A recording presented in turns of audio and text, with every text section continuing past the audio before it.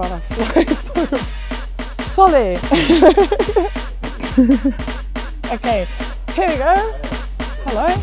I was originally doing theatre, so I started off doing theatre when I was 16, and so many times I got told, stop doing funny stuff, let's do some serious stuff. So then when I had those videos, started making videos, I found a way to constantly use comedy to get across things that I was trying to say. A lot of people ask, where do you get your inspiration from? It's literally just everyday stuff. It wasn't even me, I was just trying to break down those 5G towels because they're coming, everyone must punch it. Jenny!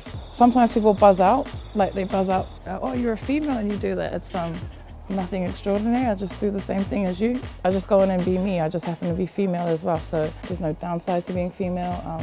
That's probably one of my strengths. There's no one in my lane at the moment. But would love it if people came and were in my lane and wanted to race and beat me. It'd be competition, be good competition.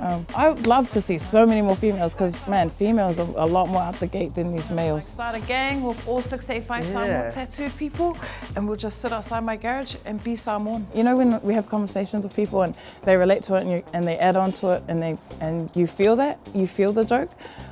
It was more me performing in the city and these people just didn't get it the way that I was telling it. Why am I constantly not seeing people who look like me in here or people who have gone through what I've gone through? I thought, why not bring them into a space where they're comfortable and we can do that? So then I started writing a show for the backyard called Surviving South Auckland. And then amongst brainstorming, I was going, what is there to survive? Like the people that I'm talking about at the bottom, beautiful. And we have this whole life around us and build this whole community around us, so why is it surviving it? Why not write an ode for South Auckland?